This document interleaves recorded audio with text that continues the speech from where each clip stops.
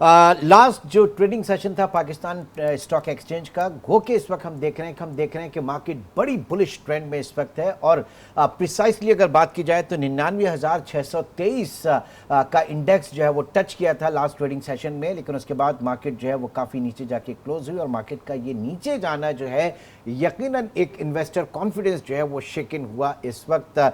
इस हवाले से भी बात करेंगे और कुछ पाकिस्तान के बैंक्स की परफॉर्मेंस के ऊपर भी हम डिस्कस करेंगे। और ये कहा जा रहा है कि पाकिस्तान में इस वक्त बैंकों में जो बड़े डिपॉजिट्स हैं, जो बिलियंस के अंदर जिनका पाकिस्तान में सरमाया मौजूद है, उनकी बड़ी शामत आने वाली है। ये क्या मामला है, इसके ऊपर हम बात करेंगे।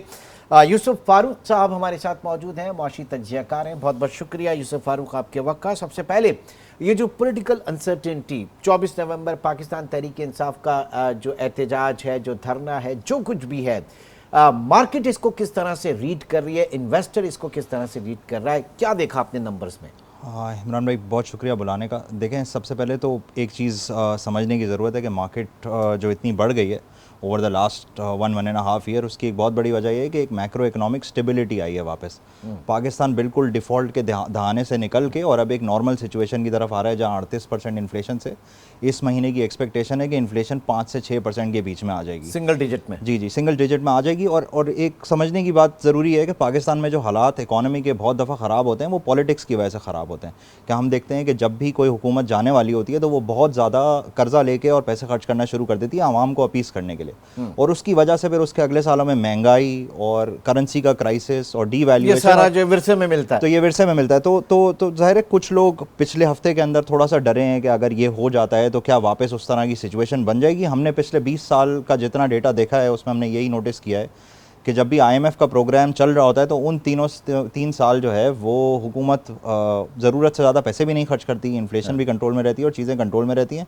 तो इस वक्त बहुत कंसोलिडेशन वगैरह के फेज में होता है, फिजिकल कंसोलिडेशन के फेज़ में जो है वो मार्केट बढ़ती रहती है। तो बहुत ज़रूरी है इस वक्त के पॉलिटिक्स जो है वो अगर पॉलिटिकल सिचुएशन पाकिस्तान में सही रहती है तो मैक्रो इकोनॉमिक इंडिकेटर्स तो इंप्रूव कर गए हैं। हम ये कह सकते हैं कि पाकिस्तान की मईशत को पाकिस्तान की सियासत जो है वो इस वक्त ड्राइव कर रही है, और ड्राइविंग सीट पर अगर इकोनॉमी पाकिस्तान की जो पॉलिटिकल गैर यकीनी की सूरत हाल ख़त्म होगी, आपको पता होगा कि जनाब ये जो पॉलिसीज़ आप लेकर आएँ इनका तसलसल जारी रहेगा, तो इकॉनमी भी वो प्लस माइनस होते होते लेकिन वो एक सही डगर पे ट्रैक पर आ ही जाती है। देखें, ज़्यादातर बिजनेसमैन और कंपनीज जो हैं वो प्लानिंग नहीं कर पाती हैं क्योंकि पॉलिटिकल सिचुएशन और इकोनॉमिक सिचुएशन बहुत चेंज होती रहती है। आपने पिछले 5-7 साल में देखा है कोई मेजर एक्सपेंशंस नहीं हुई हैं, जिनकी हुई हैं उन्होंने बहुत कर्जा लेके कुछ कंपनियों ने एक्सपेंड किया है और अब उनके काफ़ी बुरे हालात हैं। बट अब वो कुछ मसाइल से जो है जिन कंपनीज ने बहुत पैसे बोरो किए थे वो आहिस्ता आहिस्ता उन मसाइल से निकलना शुरू हुए हैं। तो पॉलिसी रेट कम हुआ जिस तरीके से पॉलिसी रेट कम, और फिर जाहिर है कि इस वक्त पॉलिसी रेट कम होने की शिफ्टिंग जो है फिर वो आपकी कैपिटल मार्केट्स के अंदर भी तो आया। जी, बिल्कुल।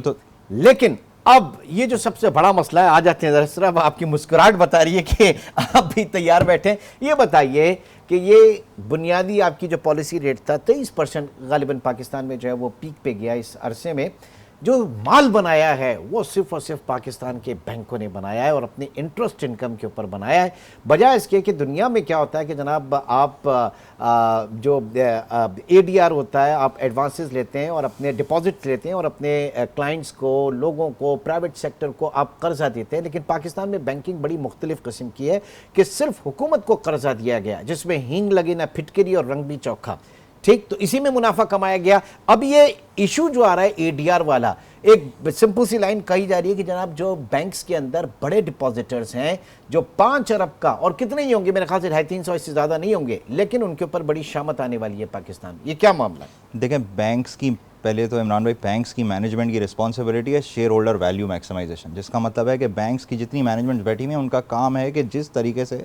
सेफेस्ट तरीके से वो उनकी जो ऑर्गेनाइजेशन है वो जितने पैसे बना सके और शेयर होल्डर्स को वैल्यू दे सके, उनका काम है ये। तो वो नहीं, वो मतलब तो बैंक्स अपना काम कर रहे हैं, अपनी ऑर्गेनाइजेशन इससे मुल्क को निकाल दें कि मुल्क की खिदमत उसको निकाल दें। बैंकिंग बहुत ज़रूरी इंस्टीट्यूशन होता है और बैंक्स के मैनेजमेंट की रिस्पॉन्सिबिलिटी है कि वो सिर्फ अपने बैंक का मेजरली ख्याल रखें।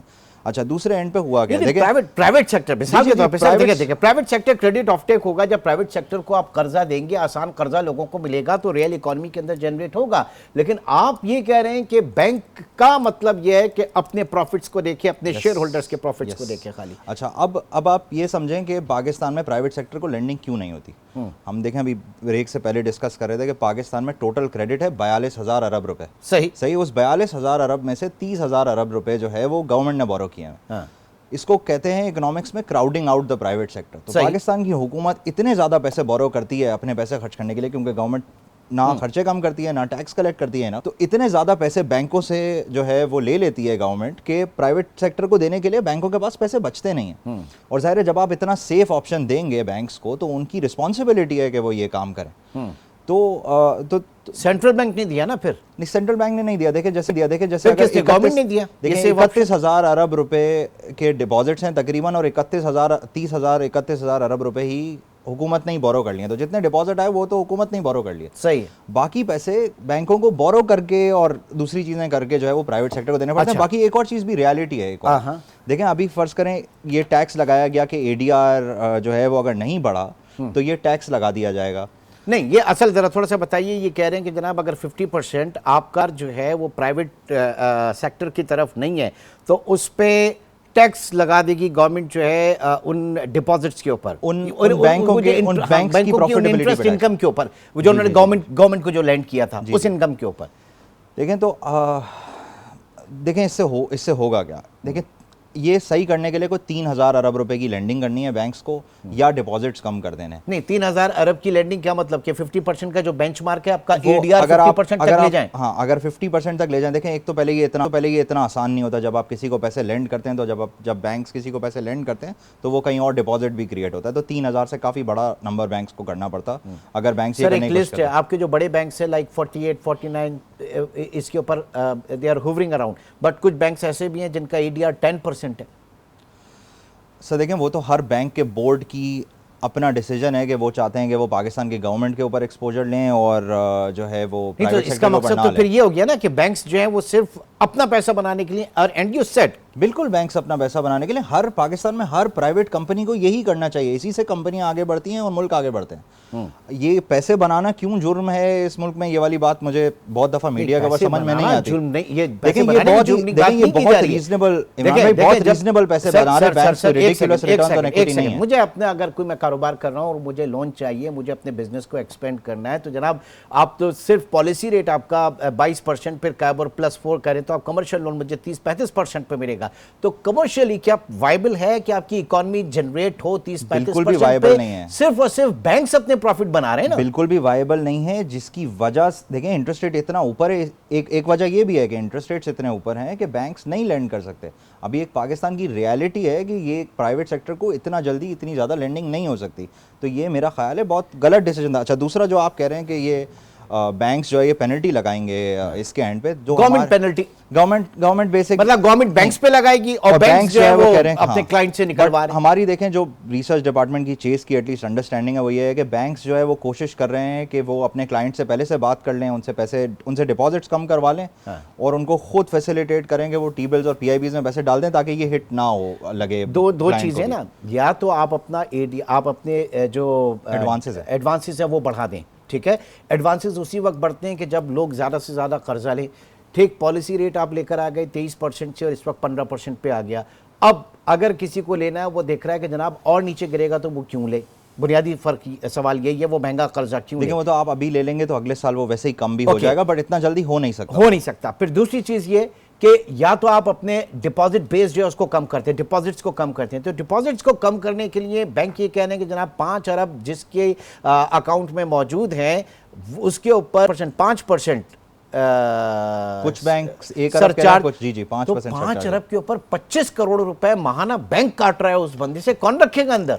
लेकिन इमरान भाई मोस्ट लाइकली ये पैसे कोई भी नहीं देगा। ये पेनल्टी किसी को भी नहीं लगेगी क्योंकि बैंक्स ऑलरेडी जो है वो कोशिश कर रहे हैं कि उनके क्लाइंट्स डायरेक्टली टी बिल्स और पीआईबीज में इन्वेस्ट कर दें। अच्छा, इस एक्टिविटी के लिए जो लेंडिंग भी हुई है वो भी बहुत जगहों पे K-5, K-6, K-4 पे हुई है। अच्छा, और वो इसीलिए हुई है कि भाई बैंक्स ने अपने अच्छे कस्टमर्स को बुलाया और कहा है कि भाई हमें एडीआर बढ़ाना है और आप जो है वो ये पैसे ले लो और बहुत कम दाम में ले लो।